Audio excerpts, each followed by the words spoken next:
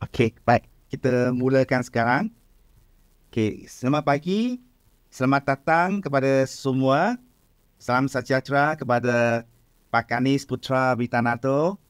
Selamat pagi kepada Prof. Wan Ahmad Jaafar, Wan Yaya, pengarah PTPM, pensyarah-pensyarah, rakan-rakan, tuan-tuan dan puan-puan sekalian. Okey, saya ialah Chow Ken Song dan saya ialah moderator sesi perkongsian hari ini. Okey, kita ada Pak Kanis bersama dengan kita hari ini. Kita amat berterima kasih dan berbesar hati di atas kesudian Pak Kanis untuk hadir ke sesi hari ini.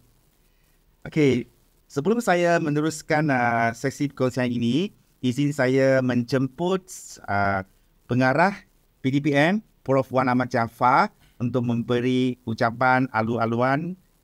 Silakan Prof. Wan. Terima kasih Dr. Chow. Assalamualaikum dan salam sejahtera. Very good morning. Terima kasih kepada Pak Ganis Putra yang sudi memberikan sedikit perkongsian mengenai pengalaman dan ilmu beliau dalam menguruskan apa yang kita panggil sebagai podcast di Universitas Negeri Semarang. Ini adalah merupakan satu aktiviti di bawah kerjasama persefahaman MOU di antara USN dan Universitas Negeri Semarang. Jadi, kita memang menjalankan berbagai aktiviti dengan menggunakan teknologi yang pada masa kini. Walau bagaimanapun adalah baik juga kalau kita melihat kepakaran dan pengalaman yang ada di negeri-negeri, di universitas-universitas ataupun universiti-universiti di rantau kita, terutama di Indonesia. Bagaimana mereka menggunakan teknologi ini bagi satu jumlah pelajar yang ramai, pensyarah yang ramai dengan berbagai bidang ilmu. This is something that we need to learn from the Universitas in Semarang. As you know that the motto of USN is we always in the position of we learn, co-learn, and we learn. And there is a lot of learns in it. So this is a part of we learn from the Indonesia. Then I know Pak Ganis is very what we call it patient dengan kerja dan tanggungjawab beliau dalam menguruskan teknologi dan menggunakan teknologi serta membangunkan teknologi terutama di universiti tempat beliau bertugas. So Pak Ganis, thank you again for your time, and then I hope that all of us can enjoy and learn something from Pak Ganis today. Of course kita juga ada aktiviti lain nanti kemudian, so I hope that semua dapat hadir sekali. Thank you again. Back to you, Dr. Syam. Okey, terima kasih Prof. Wan Ahmad Jaafar. Izinkan saya menerangkan sedikit latar belakang tentang Pak Kanis. Pak Kanis Putra Witanarto ialah pensyarah merangkap Ketua Makmah Teknologi Pendidikan di Universitas Negeri Semarang, Indonesia. Beliau menerima pendidikan strata 1 di Universitas Negeri Yogyakarta dan strata 2 di Universiti 11 Maret Surakarta, Indonesia. Pak Kanis diiktiraf sebagai pakar terkemuka dalam teknologi pendidikan di Indonesia. Dia mengajar khusus pembelajaran berasaskan web, pembelajaran mudah alih, pembangunan media pendidikan kontemporari dan komputer, pembelajaran animasi. Minatnya dalam pendidikan teknologi melahirkan karya, penulisan dan media diterbitkan dalam pelbagai persidangan, termasuk lebih 10 buku mengenai teknologi pendidikan. Pak Kanis juga terlibat secara aktif dalam perkhidmatan komuniti di Indonesia. Tanpa membuangkan masa lagi, sekarang saya ingin menjemput Pak Kanis untuk berkongsi pengetahuan beliau dalam sesi perkongsian PTPM ini yang bertajuk Meneroka Webcast untuk Pembelajaran dan Penyelidikan. Silakan Pak Kanis. Terima kasih Pak Chow. Assalamualaikum warahmatullahi wabarakatuh. Selamat pagi, salam sejahtera. Terima kasih Pak Chow dan terima kasih kepada Prof. Wan Johar. Ya. Saya pernah bertemu dengan beliau beberapa waktu yang lalu di Indonesia. Terima kasih banyak atas oleh-olehnya kemarin dari Malaysia. Dan terima kasih pada PTPM dan yang sudah mengundang saya ke sini. Dan ini merupakan sebuah kebanggaan bagi saya karena ada sharing session di PTPM secara online melalui Bex dan ya kami sangat berterima kasih. Dan Pak Chow, kita santai saja ya kalau bahasa kami ya. Jadi sharing session ini berbagi pengalaman saja sesuai dengan my experience. Ya. Saya izin untuk memulai sesi kita ini dengan share. Oke, saya share PPT ya Pak Chow ya. Yeah.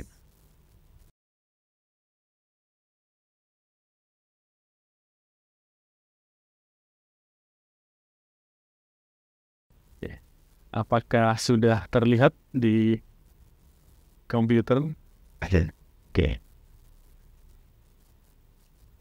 Oke, baik. Saya akan sedikit menerangkan, bercerita kalau mungkin bahasa Melayu kita sedikit berbeda ya. Saya mohon maaf jika terjadi kesalahan dalam mentranslate bahasa ke Melayu. Nanti saya minta izin, mungkin akan ada sedikit bahasa Inggris, bahasa Melayu juga. Ini adalah mengeksplorasi fungsi webcast untuk pembelajaran dan untuk riset.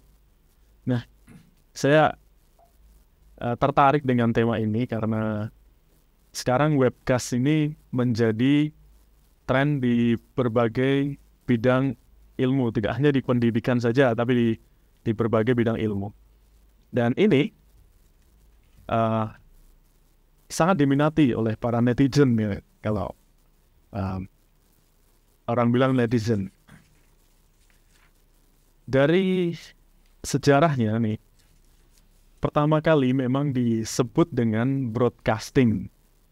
Jadi, broadcasting ini bermula dari analog radio, seperti punya nenek saya di rumah, radio analog yang hanya bisa diputar saja dengan tombol putar, ya.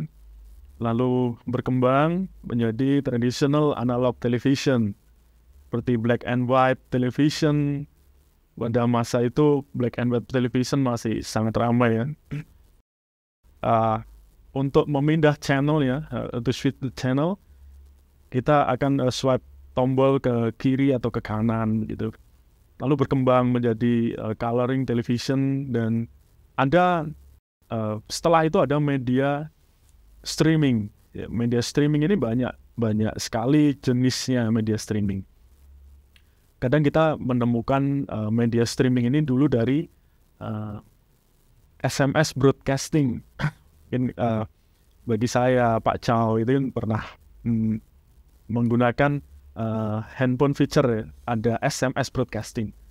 Dan kemudian berkembang menjadi digital platform melalui social media broadcasting.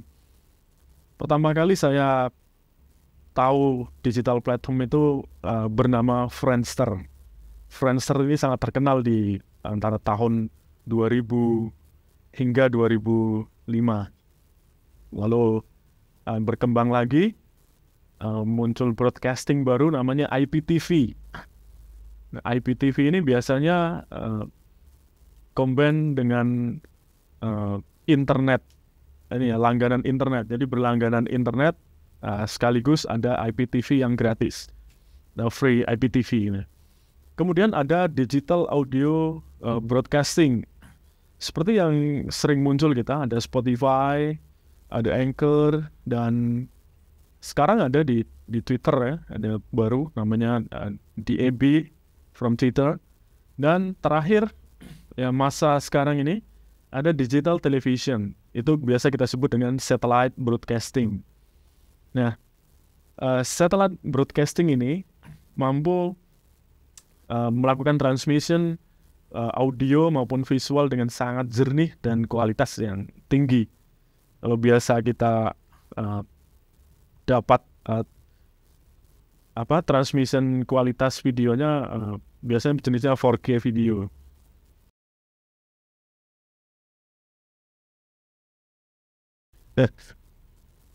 Coba kita lihat apa sih perbedaan broadcast, webcast, dan podcast.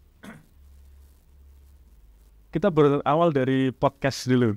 Jadi podcast ini adalah sebuah digital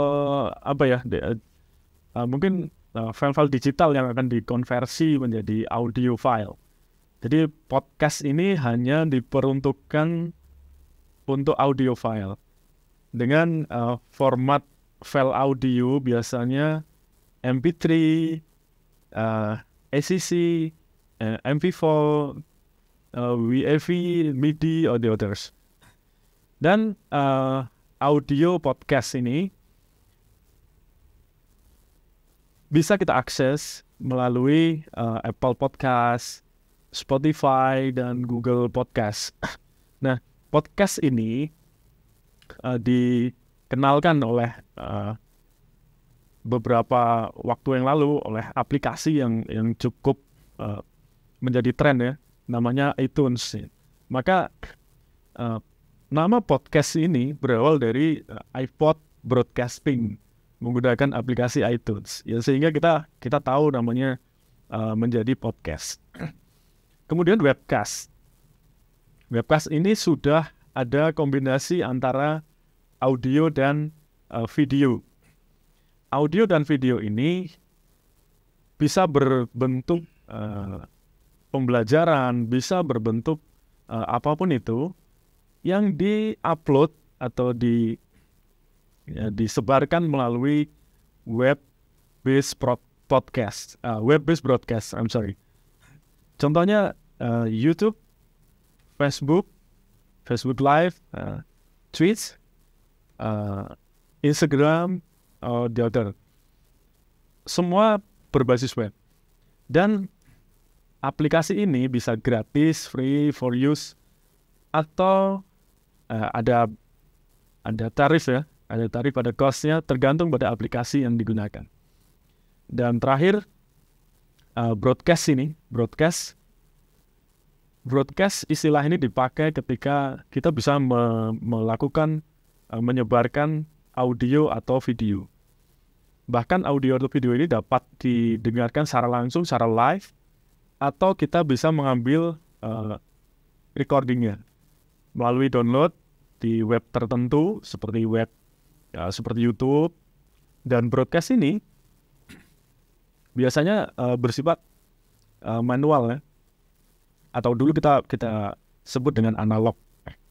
Nah, sekarang masih ada broadcast melalui stasiun radio, stasiun televisi, walaupun kalau di Indonesia TV analog sudah tidak ada. Jadi sekarang ada namanya channel digital saja. Dan YouTube Live. Oke, dan lain-lain. Nah, biasanya broadcast ini secara live itu lebih menarik ketika berbentuk siaran berita, sport news, atau berbagai siaran-siaran langsung, ya, seperti ada konser musik dan lain sebagainya. Nah, ini perbedaan antara webcast, broadcast, dan podcast. Dan semua ini adalah file digital. Jadi, ketika muncul istilah podcast, maka podcast ini punya sebuah file yang bisa diunduh atau di-download melalui web atau platform yang menyediakan podcast tersebut. Menurut sejarahnya nih, podcast ini berawal dari 19X0. Jadi ada wawancara ya, ada conversation di radio, tapi dengan transkrip. Jadi berpegang pada transkrip. Jadi ada tema yang ditentukan. Kemudian berkembang, ada wawancara pada television, tetap menggunakan transcript. Nah, sekarang wawancara itu ketika di radio sudah tanpa transcript. Karena anak-anak muda sekarang ya, kalau di dalam istilah di Indonesia tuh sukanya mengalir saja. Mengalir saja ya, bicara dengan santai. Apapun yang dibicarakan nanti akan menjadi tren begitu. Dan akhirnya Dave Winner ya, sekitar tahun 2003 mengenalkan podcasting via RSS, Really Simple Syndication, RSS. Dulu kita pernah melihat RSS itu hanya untuk web berita. Tapi pada tahun 2003 dikenalkan RSS untuk podcast. Jadi kita tidak perlu membuka web podcastnya, tapi langsung mencari di web browser RSS podcast dan kita bisa langsung mendownload. Jadi directly download ke file audio tersebut. Dan setelah itu iTunes berkembang dan akhirnya ada podcast di media sosial sampai saat ini, Spotify, YouTube. Dan podcast yang beredar di YouTube adalah kombinasi antara audio dan video. Sekarang kita sebut dengan modern podcast. Jadi kalau dulu podcast tradisional ya masih menggunakan transkrip, hingga sekarang kita bisa tahu sekarang ada modern podcast. Nah, modern podcast inilah yang sekarang menjadi tren dan banyak diminati oleh berbagai kalangan atau berbagai tingkat pendidikan di seluruh dunia. Nah, bicara tentang educational podcast, banyak sekali sekarang ada educational podcast. Dan educational podcast sekarang dikemas menjadi modern podcast melalui Anchor, Spotify, YouTube. Kadang YouTube Live, kadang bisa membuat YouTube channel, dan kadang ada di berbagai platform yang lain. Nah, educational podcast ini dikembangkan dengan berpegang pada tema, atau tiap tema akan punya beberapa episode. Dan podcast ini sekarang menjadi medium untuk mengenalkan seseorang, untuk edukasi atau membahas berbagai topik. Bahkan kalau di istilah di Indonesia, ibu rumah tangga pun akan bisa membuat educational podcast walaupun dia tidak pernah pergi kemana-mana atau tidak pernah keluar rumah. Jadi educational podcast ini ya, sekarang sudah banyak atau porsinya mungkin sudah 50% ya dengan entertainment podcast. Nah, podcast ini menjadi podcast modern dan di mana sekarang podcast ini akan mengarah kepada AdSense ya. Nanti kita lain waktu kita akan bahas AdSense gitu. Oke, dan untuk mahasiswa beberapa semester ini ada mata kuliah namanya Broadcasting dan Podcasting kalau di UNES. Nah, mata kuliah ini memanfaatkan beberapa aplikasi seperti Podbean, SoundCloud, dan Anchor. Dan ini ada beberapa aplikasi yang bisa dipakai untuk podcast audio. Dan bahkan podcast audio ini lebih menarik daripada kita bertemu langsung di dalam sebuah classroom. Nah, topik-topik podcast yang bisa dikembangkan untuk saat ini adalah news, politik, sport, history, dan fiction. Dan topik atau tema ini akan menjadi menarik ketika ditonton oleh orang dan orang itu akan membroadcast lagi linknya ke orang lain. Dan ini contoh saja. Ini salah satu contoh ketika membuat skema podcast. Jadi kalau kita bilang podcast, kita bicara tentang podcast pada saat ini, maka artinya secara tersirat itu adalah modern podcast. Maka ketika orang bilang podcast, mana videonya, mana audionya, mana channelnya, begitu. Jadi skema podcast ini ada beberapa episode yang hadir di sebuah tema. Jadi bisa kita breakdown.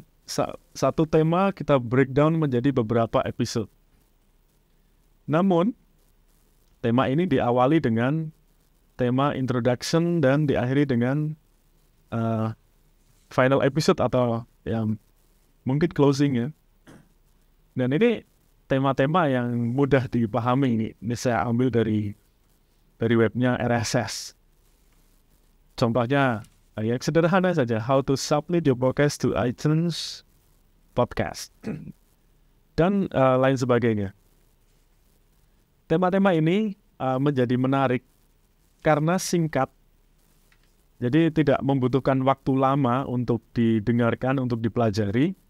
Namun tema-tema ini memuat banyak materi yang bermanfaat. Jadi mungkin materi-materi praktis yang bisa digunakan pada saat itu juga. Ya. Nah, sekarang akhirnya kita membahas webcast seperti pada tajuk di hari ini ya. Webcast adalah kombinasi dari web dan broadcasting. Ini dikhususkan untuk internet user. Jadi ketika netizen ya mau akses webcast, maka harus punya koneksi internet. Dan webcast ini sekarang lebih ramai digunakan untuk conference, seminar, atau konser musik. Dan biasa kita melihat webcast ini melalui channel YouTube ya. Dan biasanya kita melihat itu secara live dan ada interaksi di situ.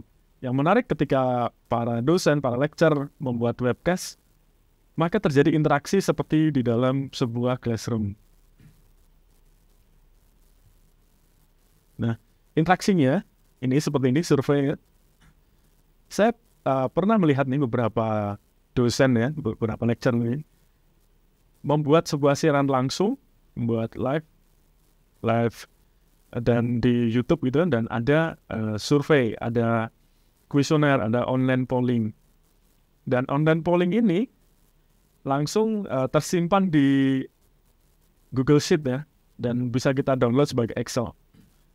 Dan kadang kita tahu bahwa ada aplikasi lain seperti Mentimeter yang bisa kita combine dengan webcast ini untuk menggali tadi mungkin pengalaman dari para pengguna atau mungkin user webcast, diberikan sebuah Mentimeter untuk menggali pengalaman. Ini keuntungan dari webcast. Maka sekarang yang terjadi adalah webcast ini lebih ramai daripada podcast tradisional, lebih ramai daripada broadcasting tradisional biasa. Nah sekarang podcast modern ini melalui webcast tadi sudah berkembang untuk industri hiburan. Maka kita lihat ya, ada TV channel yang punya YouTube channel sendiri. Jadi TV channel itu ada program ya. Misal dalam satu hari ada beberapa program kan. Dan tiap program itu punya YouTube channel. Jadi di luar TV channel tadi. Dan maka webcast ini semakin berkembang karena memang webcast ini kita bisa bekerja sama dengan Google melalui Google AdSense ya, dan kita akan mendapatkan imbalan dana, mendapatkan cost yang mungkin tinggi ya, dengan penonton yang tinggi kita akan mendapatkan dana yang tinggi pula. Dan sekarang webcast ini juga ada produsernya. Ya, kadang produser ini seperti film-film pendek, short movie yang dipakai untuk pembelajaran atau untuk short movie untuk entertainment. Dan sekarang sudah ada content creator. Kalau di pekerjaan nih, ada namanya pekerjaan content creator. Ya mungkin pada masa kita tahun 2000, tahun 2010, kita belum banyak mengenal content creator itu apa. Ternyata content creator ini bisa menghasilkan uang yang banyak, yang sangat banyak. Dan webcast ini juga dimanfaatkan untuk ads, untuk iklan. Dan sekarang iklan ini bisa terintegrasi dengan berbagai macam platform, termasuk di platform aplikasi smartphone. Dan webcast sudah bisa digunakan di sosial media. Nah, seperti WhatsApp ya. WhatsApp sekarang udah ada WhatsApp. Bahkan Facebook, selain Facebook Story, sekarang ada Facebook Metaverse. Dan di situ ketika kita masuk ke dalam Facebook Metaverse, kita akan melihat banyak iklan di situ. Dan selain itu, ya memang ada dunia seperti kita di sana. Dan di sosial media ada YouTube Reels yang bisa diakses dan lain sebagainya. Oke. Nah, tren pembelajaran di platform YouTube, webcast for learning, sekarang bisa kita atur. Ini contohnya ada materi how to edit YouTube video like a pro. Kita bisa membuat video itu menjadi short. Dan short ini bisa kita broadcast ke berbagai macam platform. Kadang kita bisa melakukan live di channel tersebut. Dan jika kita punya lebih dari satu tema, lebih dari satu material, kita bisa membuat playlist. Dan tiap material kita bisa membuat sebuah community. Dan community ini, contohnya ya, kalau biasa kita dengar ini namanya community fotografi, community sinematografi. Dan ketika kita masuk ke community di YouTube channel itu, maka kita bisa melihat banyak hal ya, terkait dengan berbagai kesukaan ya, tentang materi fotografi, materi sinematografi, dan lain-lain.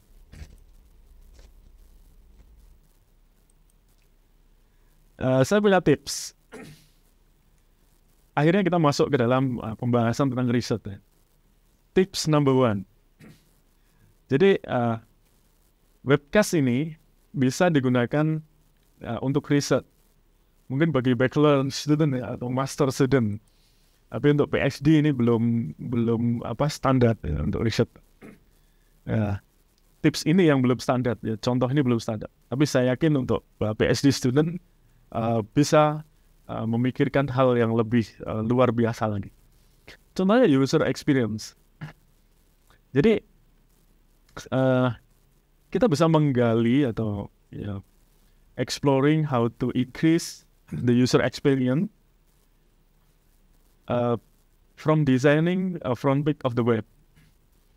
Jadi ada selain web, ada aplikasi, smartphone application atau digital product lain.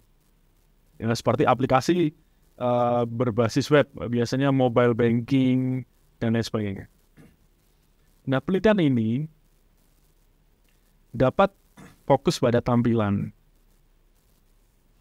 fungsi, interaksi, atau saya baca artikelnya kemarin, ada Pak Chow beri saya artikel itu, ada cognitive load, ada Germany load, dan lain sebagainya. Itu bisa digali melalui exploring this user experience. Dan melalui medium webcast, serta kepuasan dan efektivitas pengguna. Ini tips pertama. Tips number 2. Nah, apa yang bisa diteliti dari webcast ini adalah transformasi digital, yaitu exploring strategy and effect of digital transformation at the organization or society. Jadi memang ya sejak pandemi ya, sejak COVID-19 menyerang kita, sekarang masyarakat kita sudah mulai bertransformasi ke digitalisasi. Maka sekarang ini ada istilah namanya digital native. Ya. Dan digital native ini mengundang kita untuk meneliti. Ya. Jadi untuk mahasiswa-mahasiswa regular, master ini, saya sarankan untuk meneliti tentang digital transformation. Ini tips number 2. Apa yang digali di situ adalah budaya organisasi, adapting the new technology, system integration, mungkin developing digital competence for teacher or for digital native. Yeah. Tips number 3. Okay, this is the last tips. Jadi tips meneliti melalui webcast tadi. Jadi memang banyak nih dikembangkan webcast ini. Ini contohnya adalah analitik dan media sosial. Jadi analyze of using social media. Ya. Apa yang dilihat adalah tren perilaku pengguna dan dampaknya terhadap individu. Jadi individual effect of social media, dampaknya terhadap masyarakat atau bisnis ya. Nah, penelitian ini nantinya akan menganalisis data dari platform media sosial. Sosial media platform sangat banyak sekali. Seperti YouTube, sekarang ada Facebook. Ya, Facebook sudah sangat berkembang. Dan Twitter sudah sangat berkembang. Dan terakhir, Spotify. Saya sering mendengar Spotify dan itu sudah sangat jernih sekali suaranya sekarang. Oke. Ini tips terakhir untuk mengkaji atau meneliti atau menggali bagaimana sebuah webcast digunakan untuk pendidikan maupun untuk penelitian. Oke. Mari kita lihat World of Statistic dari Twitter user. Di mana negara kita, saya lihat di sini Indonesia ada 24 miliar ya. Malaysia 4.4 million. Apa yang dicari sebenarnya? Saya yakin yang dicari hanya entertainment saja di Twitter. Walaupun Twitter itu banyak user tentang educational Twitter ya. Tapi Twitter itu yang lebih menarik adalah Twitter tentang entertainment. Dan ya kita harus mengikuti itu, kita harus bertransformasi. Ya inilah digital transformation ya, from analog to digital. Jadi mungkin dari broadcast melalui SMS sekarang sudah jadi Twitter. Kita lihat yang tertinggi adalah USA. 95.4 million pengguna Twitter. Ya, Twitter ini sudah sangat-sangat dibutuhkan ya, menjadi kebutuhan primer di masyarakat kita. Dan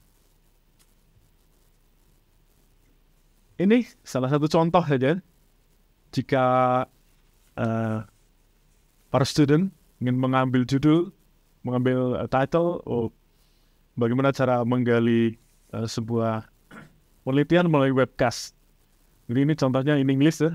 The effect of webcast in increasing student participation in online learning. Sekarang kan after pandemic ya, kita selalu online learning ya.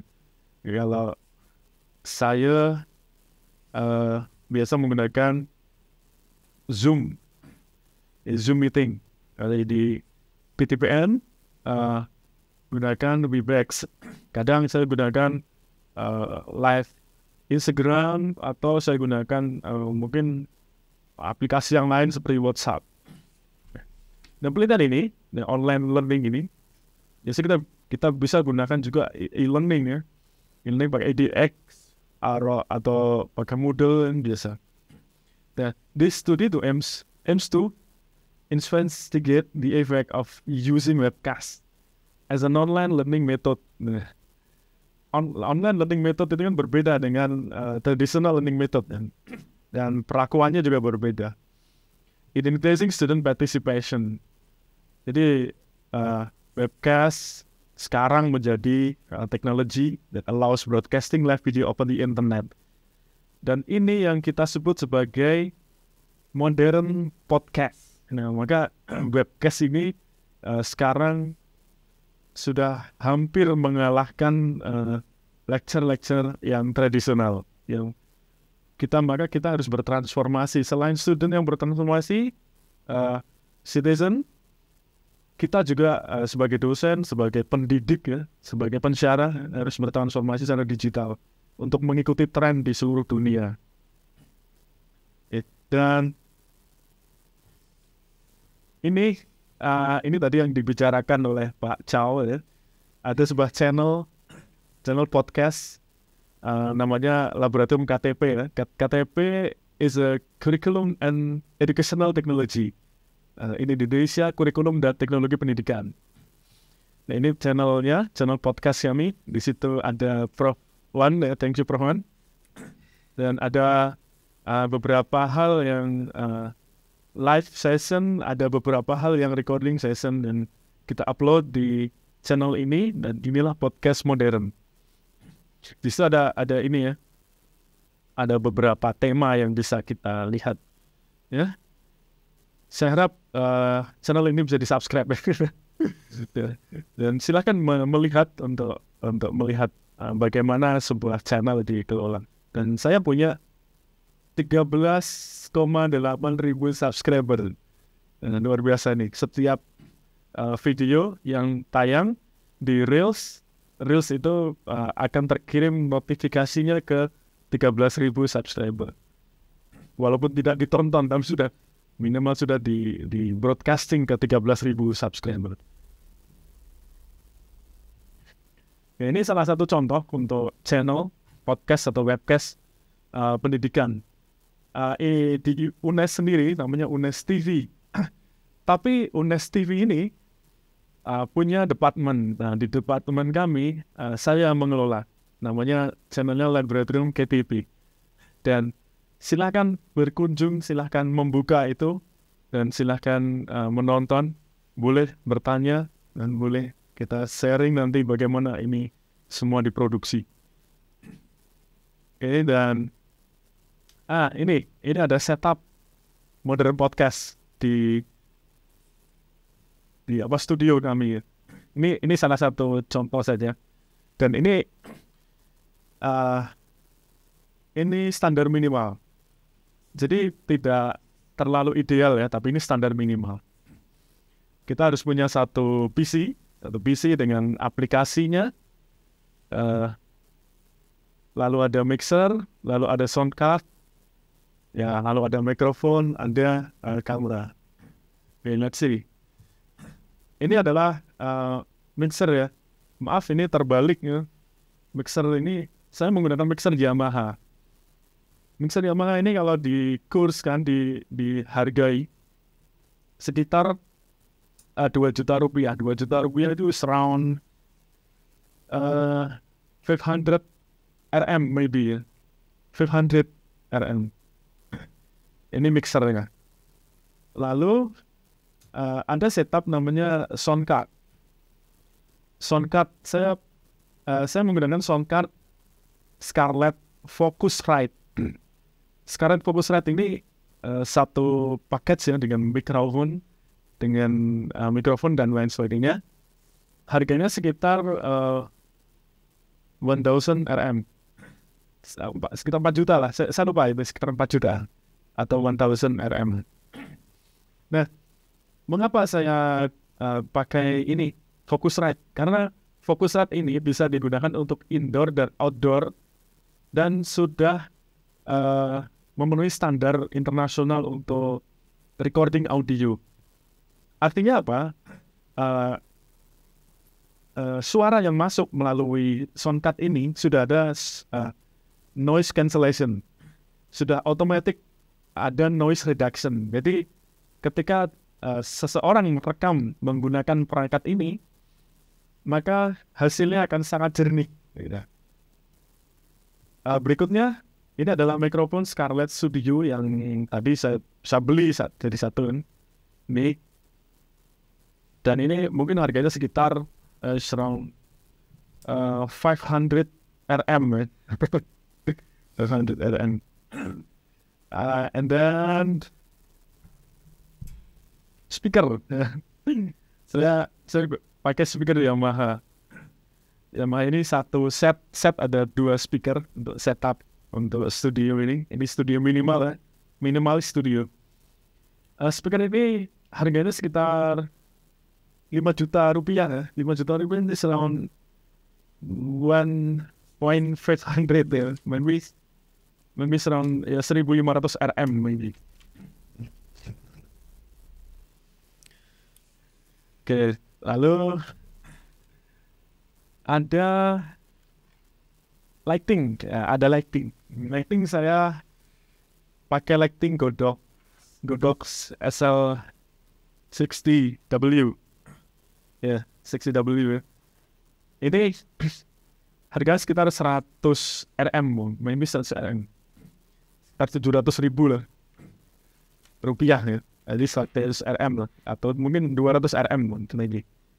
Ini saya lighting. Maka saya terlihat glowing ya di sini kan. Saya pakai lighting Godox ini.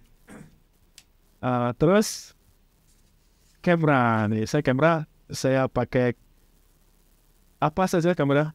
Boleh kamera smartphone, boleh kamera DSLR, apa saja. Asal kita punya lighting, maka semua terlihat glowing. Jadi kuncinya adalah lighting. Ini saya pakai kamera Nikon D berapa saya lupa ya, Nikon. Dan ini saya pakai untuk take video, dan hasil videonya sudah cukup bagus ya. Menurut saya sudah sangat bagus untuk learning dan untuk broadcasting, untuk webcast. Mungkin kita bisa memproduksi media pembelajaran dan di broadcast melalui YouTube channel dan lain sebagainya. Oke, saya punya satu lagi video. Ini belum thank you ya. Nanti saya thank you-nya, nanti saya punya satu video dan saya akan play di sini sebentar ya. Wait. Ternyata tidak ketemu ya. Nanti saya sambil cari ya.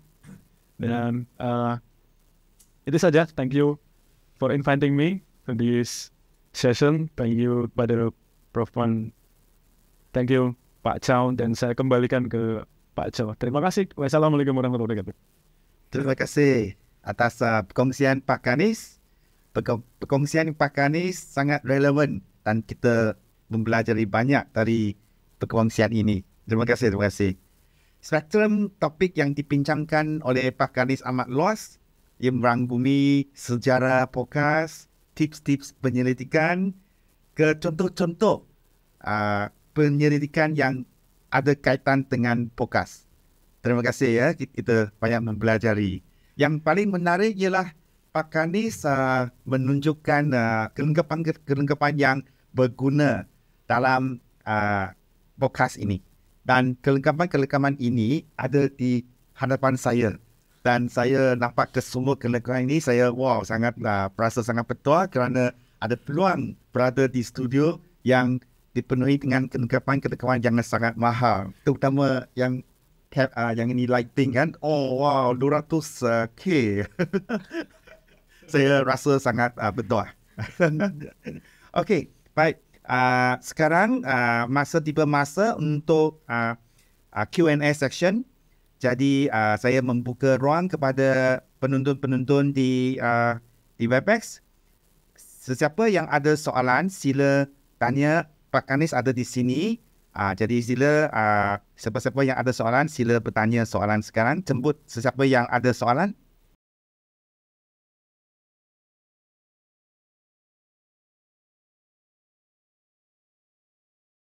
Ya, ada sesiapa?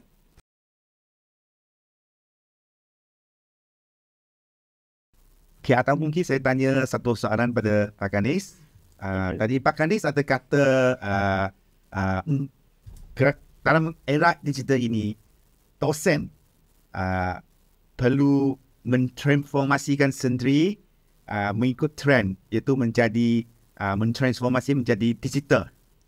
Jadi selain dari tips-tips pendidikan yang diuraikan oleh Pak Ganesh tadi, apakah ada tips-tipsnya untuk dosen dan peserta bagaimana boleh mentransformasikan sendiri kepada digital? Oke, terima kasih Pak Chow. Ya, jadi seorang pensyarah itu akan bertransformasi ketika punya experience juga. Jadi tipsnya harus punya account di platform media sosial. Maka paling basic sekali. iya. Ya, kalau kita punya account di media sosial, maka kita bisa melihat apa yang dibicarakan oleh student kita. Dan kita akan bertransformasi tidak hanya secara digital, ya, tapi secara konseptual. Ya.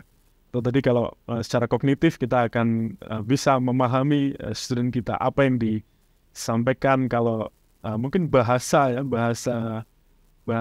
penyampaiannya atau bahasa slangnya itu akan sama dengan student kita, dan itu biasanya banyak disukai oleh student kita. Gitu Pak Chow.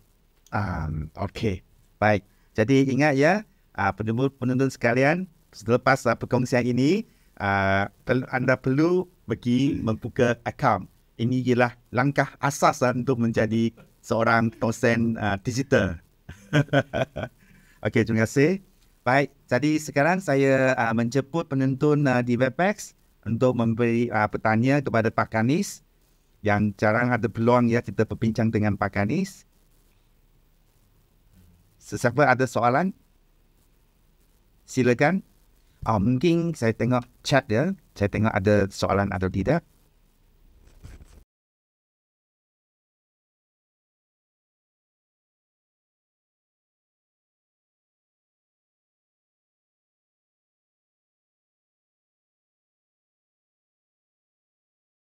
Okey, baik. Ada ke? Ada soalan ke?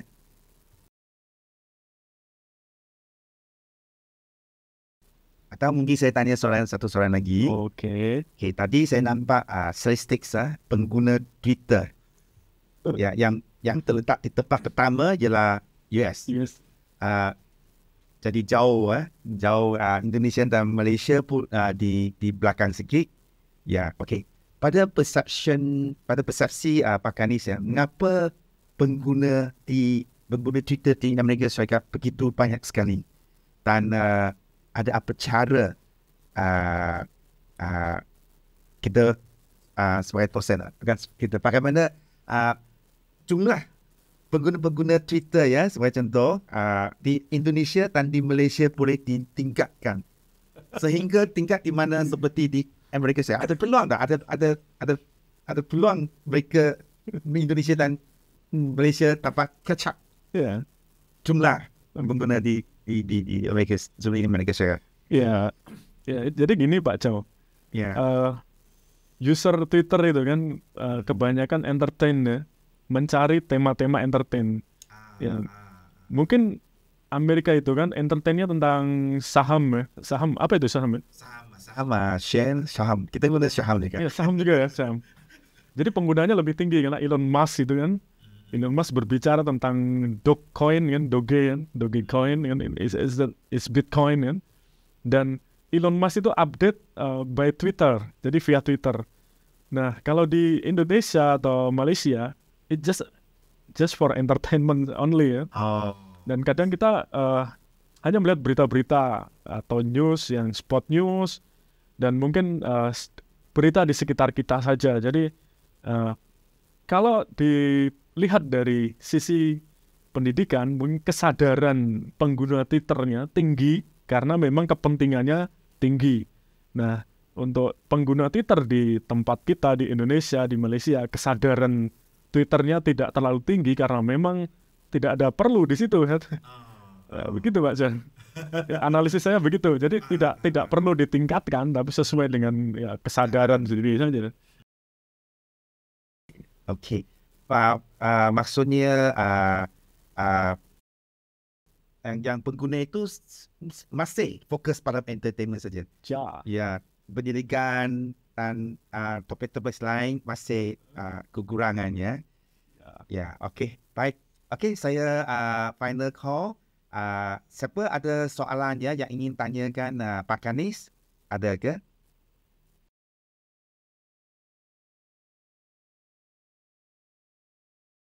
Okey, baik. Kalau tidak ada yes, please. Yes. Ya. Siapa ada di sini ya? Oh, Gania. Ya. Okey. Gania ialah PhD student ya di PDBM. Oh, okay. Yes. Miss Gania boleh bertanya Pak Kanis sekarang. Oke, thank you Dr. Chow. Thank you. Assalamualaikum Pak Galis. Waalaikumsalam. Saya mahasiswa Indonesia juga. Wah, ya. Selamat Pak Jan. Iya, jadi saya mau tanya. Sekarang ini kan setelah pandemi kita kan udah jadi kenal beberapa online meeting platform gitu kan, ya, Webex, Zoom gitu. Ya, saya mau tanya, sekarang ini misalnya dosen berhalangan hadir gitu kan untuk ngajar di kelas. Bagaimanakah metode yang dilakukan untuk pergantian kelas tersebut?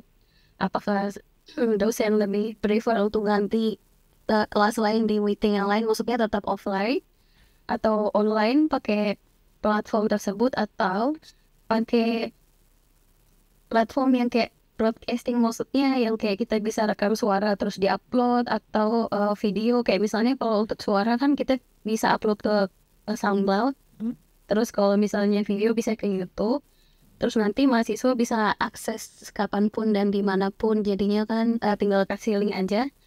Jadi yang saya mau tekankan itu, apakah online platform itu masih digunakan atau berdampak setelah pandemi itu untuk kegiatan belajar mengajar gitu.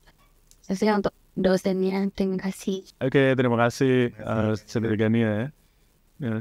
Saya jawab langsung Pak Cho ya. Yes. Oke. Ya, jadi ya sekarang masih digunakan ya, terutama untuk mahasiswa di universitas. Karena universitas ini mengelola e-learning, dan Menteri Pendidikan di Indonesia kan masih menyarankan untuk online learning kan, online platform itu masih dikenalkan di berbagai universitas. Dan ketika seorang dosen mengalami kesulitan di pergantian jam yang mungkin ada kepentingan lain, maka kita bisa lihat lagi kebutuhan materi itu sinkronus atau asinkronus kebutuhannya. Maka ketika memang kebutuhannya sinkronus, maka ya kita harus melakukan sebuah rekaman yang menjelaskan, walaupun rekaman itu hanya satu jalur ya. Satu jalur itu mungkin rekaman seperti ini, wawancara, seperti menjelaskan sesuatu, presenting material, dan lain sebagainya.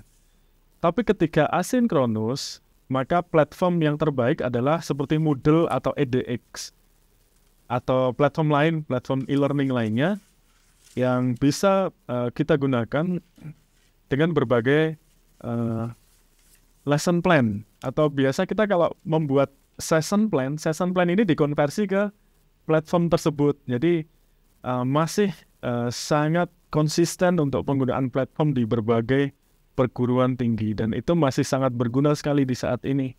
Dan bisa kita lihat Kementerian Pendidikan di Indonesia, hampir semua pembelajarannya, contohnya PPG ya, PPG istilah ini aja di Indonesia Pak Cho. PPG ini Professional Competence for Teacher. Jadi itu menggunakan platform online seperti e-learning pakai Moodle mungkin, dan lain sebagainya. Dan ketika kita menggunakan Zoom meeting, kita bisa merekam, bisa interaktif, rekaman interaktif. Atau saya ada tips tuh, ada namanya H5P, ini H5P, H5P video kan. H5P itu bisa digunakan ketika kita menyampaikan sesuatu, maka akan muncul di situ polling atau ya semacam polling gitu, dan bisa video, bisa diklik. Dan itu akan terrecord datanya dan kita koneksi ke sebuah Google Sheet. Begitu, Saudari Gania. Terima kasih atas pertanyaannya. Okey, Kania boleh? Oh, good. Okey, baik. Pak Ray. Okey, okey. Terima kasih. Okey, ada sesiapa lagi yang ingin tanya? Silakan.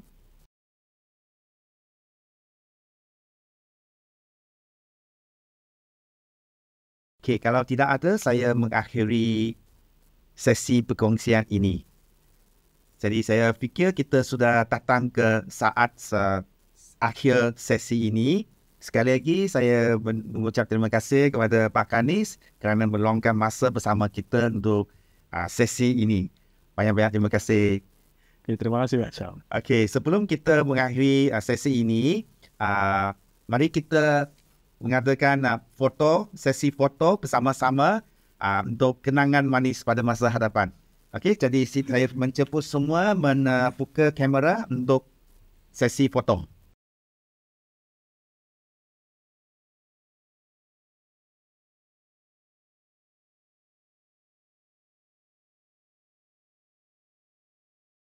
Okey, silakan semua. Ya, ini satu peluang yang sangat jarang kita ada ya. Ya, dosen dari Universitas Negeri Semarang. Okay, boleh saya menjemput penonton-penonton yang lain untuk membuka kamera. Saya tunggu sekejap lagi.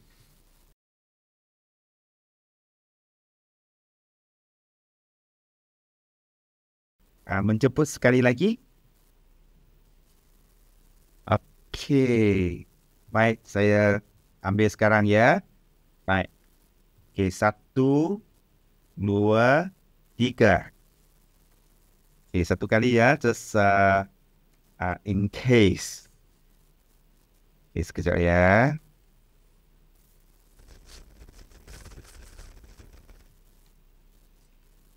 Okey, saya ambil sekali lagi. Menjemput lagi yang lain bersama-sama kita mengambil foto sekali. Okey, baik. 1, 2, 3. Okey, baik. Terima kasih kepada semua. Thank you. Thank you all you guys. Thank you. Terima kasih kepada staff GTKL. Thank you. Thank you Dr. Chow. Terima kasih Pak Kanis. Terima kasih. Ya, insyaAllah. Terima kasih. Ya, terima kasih. See you. Thank you. She's Dr. Tan. Dr. Tan, I introduce you, Dr. Tan. Pak Kanis. Dr. Tan. Dr. Tan, teaching. Ya, teaching web. Oh, di sini web. Ada kaitan juga dengan podcast kan, Dr. Tan?